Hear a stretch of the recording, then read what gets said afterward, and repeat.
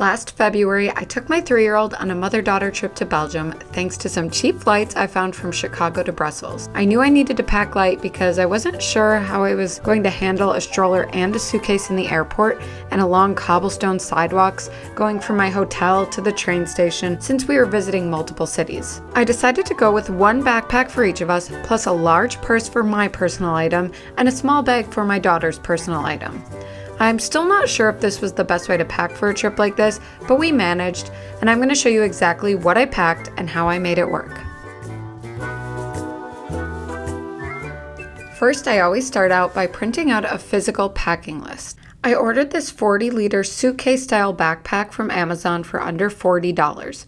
It comes with 3 packing cubes, a small, a medium, and a large. The front pocket has a padded laptop sleeve, which I need as a travel blogger because I always bring my laptop so I can upload photos and get work done while I'm away. The main compartment has a clamshell opening so you can lay it flat, and it's very spacious.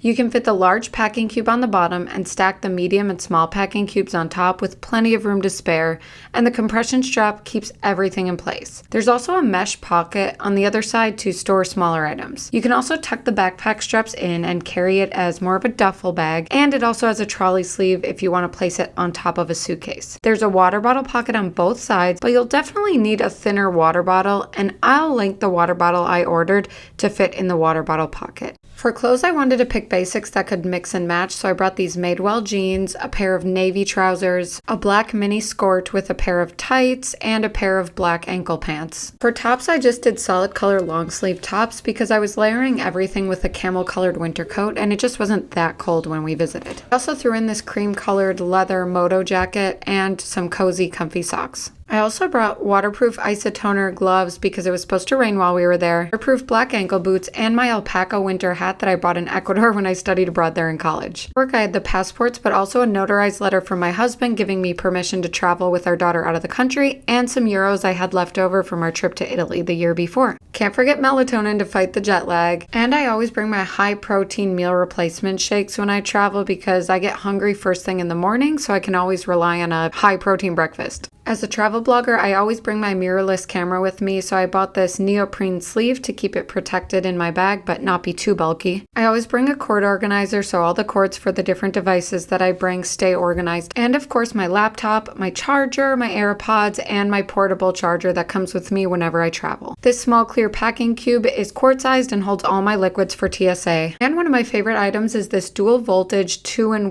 straightener and curling iron that works in Europe without needing a voltage converter, whatever that is. See, it opens up as a straightener and then you can close it up and use it as a curling iron. This stain stick I bought from Courtney Jean is the best I found, and I use a makeup eraser cloth to remove my makeup along with coconut oil. Also, don't forget to bring a universal adapter and a charger that can fit different types of plugs.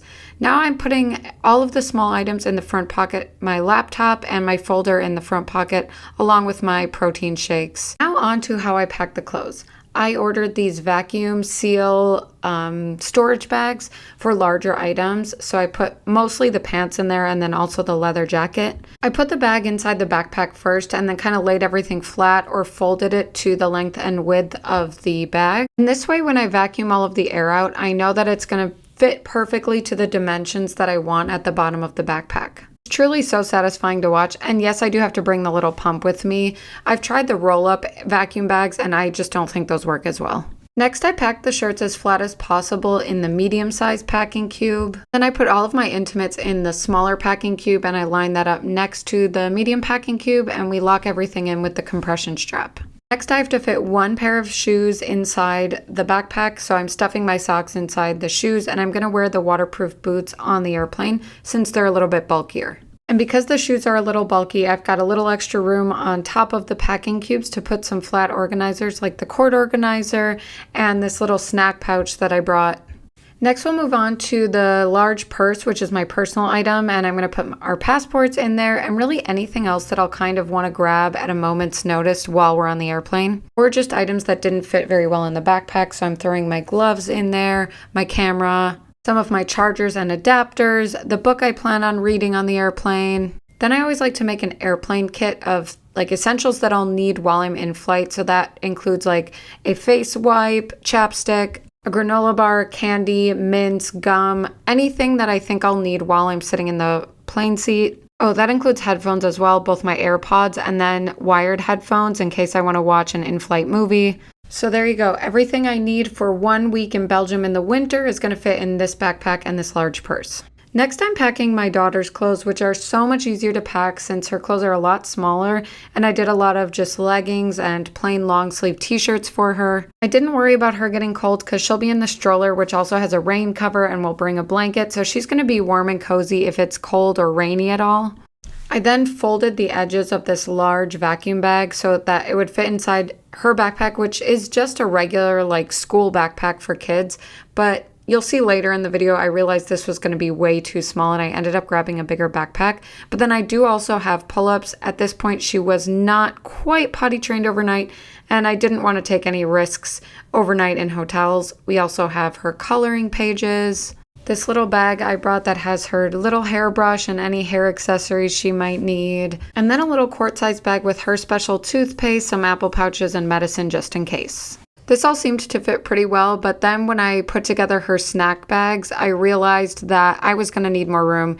And the reason being, with a 3-year-old, I always want to bring tons of extra snacks that I know she's going to eat, not just for the flight and the travel day, but also when we're out and about exploring a city, because kids can get hangry on a moment's notice and you might not be able to find anything that you know they're going to eat. So it helps to just have these like easy snacks along for the ride that you know you're at least getting something in their tummy until you can find something more nutritious. So as I'm trying to get all the snack bags in this tiny backpack, I realized, nope, I'm going to need more room. So I decided to grab my base backpack, which is also like a clamshell opening. It's more like a suitcase style backpack.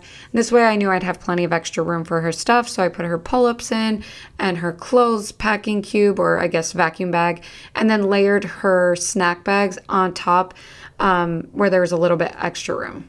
Next, I put her little tennis shoes in there. I had her wearing her ankle boots on the airplane, which she really ended up wearing her ankle boots most of the days of the trip, so I probably didn't even need these shoes, but honestly, with 3-year-olds, sometimes you just end up losing a random shoe, so I'm like, it is probably a good idea to have 2 pairs of shoes along. So as you can see, we very easily fit her shoes, her snacks, her winter gear, everything we needed in this base backpack with room to spare, plus her toiletries in the front pocket. And now I'm going to pack her personal item to show you what I had set aside for her to do on the airplane. So of course we have her tablet downloaded with games, movies, and shows, her headphones, and then I packed a medium-sized clear packing cube with a few Magna-Tiles that she's really into right now, some crayons, and some Little People. While I'm definitely not a stickler about screen time on travel days, I know that she's also really into imaginative play right now, and so I want to make sure she has other options on long train rides, on our travel day, and if we're just sitting in the hotel room other than being on her tablet. So that, along with a few organic lollipops and snacks, will go in this small personal item that she'll have under her seat. So I want to talk real quick about how I managed all of these bags on my own. I carried the blue backpack on my back, and then in the airport or when we were moving to a train station or something where we needed to have all the bags, I used the stroller to hold her backpack in the basket underneath the stroller, which was probably a bad idea. I think I did put too much strain on that because it did end up breaking a few weeks after we got back from the trip. But then I used hooks, stroller hooks on the side of the stroller to hold our 2 personal items so I didn't have to carry those. Not sure if I would have been better off with just one giant backpack to hold all of our clothes or a suitcase, but we did what we did and it ended up working fine for us, even though I kind of broke the basket of our stroller. So that's what it is, lesson learned. As you can see from these videos, I'm really glad I packed the Magna-Tiles and Peoples for my daughter, even though it was just a little bit extra bulk in her personal item. She used them so much in the airport, on the airplane, and on trains during the trip. We also got really lucky on this trip because our flight to Belgium was absolutely empty, and so everyone had space to just spread out and lay down. We just stayed in our 2 seats, but like all of the seats around us had no people in them, which was just incredible. At this point, my daughter is a pretty experienced traveler, so the flight there and the whole journey, we even had a layover in Dublin, Ireland. The whole journey to Belgium went super smoothly. The only small hiccup was that we did not get the stroller on our layover in Dublin, and it was kind of a long layover. So anytime we wanted to walk to get food or anything, I had to carry all 4 bags, which was kind of annoying. But other than that, it was super smooth and my daughter did great. This gave me a lot of confidence to continue traveling solo with my daughter if no one else is able to go with us and I find a good flight deal or I have a work opportunity. I also want to quickly talk about the weather in Belgium in February. I'm from the Midwest, so I'm very used to cold weather, sub-zero temperatures. I felt like the weather was very mild in Belgium, Amsterdam, and Luxembourg during February. I could easily get away with just a thin wool coat and layers underneath. And speaking of the weather, one of the items I am most thankful that I brought with me was a stroller cover. My daughter stayed warm and dry the entire trip, even if it was rainy or even if the weather did get a little chilly. She had a warm, dry, and safe place inside her stroller, and it kept us both very happy. Please stay tuned for an upcoming video about our Belgium itinerary. We spent most of the time in Belgium, but we did take a side trip to Amsterdam and then a day trip to Luxembourg. I didn't do a great job of vlogging that trip, but I do have enough video that I can walk you through what our itinerary was and some tips for visiting.